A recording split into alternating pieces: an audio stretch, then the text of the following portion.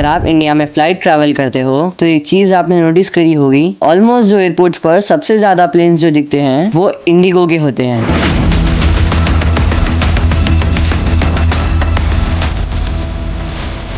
तो आजकल news follow करते हो तो ऐसा लगता है कि इंडिगो हर जगह छाई हुई है।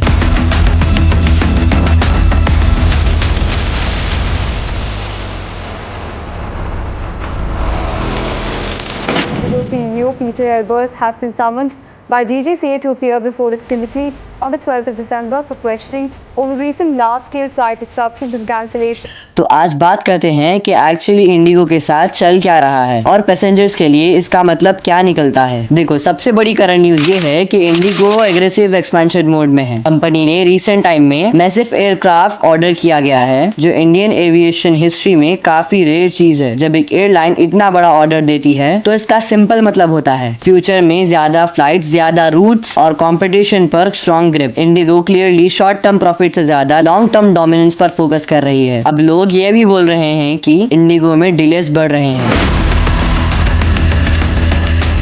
ये बात पार्टिली सही है, लेकिन इसका कॉन्टेक्स्ट समझाना जरूरी है। आज इंडिया के मेजर एयरपोर्ट्स ऑलरेडी कैपेसिटी से ज्यादा हैंडल कर रहे हैं। इंडिगो क्योंकि सबसे ज्यादा फ्लाइट्स ऑपरेट करती है, इसीलिए डिलेज ज्यादा नोटिसेबल दिखते हैं, लेकिन ये इंडस्ट्री वाइड इशू है। एक और इम्पोर्टेंट न्यूज पॉइंट है फ्यूल प्राइसेस और cost pressures. Aviation business already thin margin पर चलता है और फ्यूल कॉस्ट डायरेक्ट बढ़ने का impact ticket prices and operation पर पड़ता है। यहाँ पर इंडिगो का लो कॉस्ट मॉडल काम आता है। कंपनी अननेसेसरी चीजों पर खर्च नहीं करती, इसी वजह से टफ कंडीशंस में भी सर्वाइव कर पा रही हैं, जबकि एयरलाइन स्ट्रगल करती दिख रही हैं। अब इंटरनेशनल एक्सपेंशन की बात करें तो ये भी न्यूज में काफी चल रहा है। इंडिगो अब सिर्फ डोमेस्टिक एयरलाइन नहीं रहना चाहती। यूरोप और हाउल रूट्स को लेकर जो प्लानिंग चल रही है वो ये दिखाती है कि एयरलाइन अपनी ग्लोबल प्रेजेंस बिल्ड करना चाहती है। अगर ये प्लान सक्सेसफुल होता है तो इंडियन पैसेंजर्स को और अफोर्डेबल ट्रैवल प्लान के ऑप्शंस मिल सकते हैं, जो पहले सिर्फ लिमिटेड एयरलाइन देती थी। पैसेंजर्स के परस्पेक्टिव से देखे तो एक चीज क्लियर है, इंडिगो का मार्केट शेयर इंडिया में आज भी स्ट्रॉन्ग है। रिलेटिवली और फ्रीक्वेंसी के लिए इंडिगो चूज करते हैं। हर रूट पर मल्टीपल फ्लाइट, प्रेडिक्टेबल प्राइसिंग और वाइड नेटवर्क, ये सब चीजें कॉमन ट्रैवलर के लिए काफी हैं। इसी वजह से डिस्पाइट कंप्लेंट्स बुकिंग रोकती है।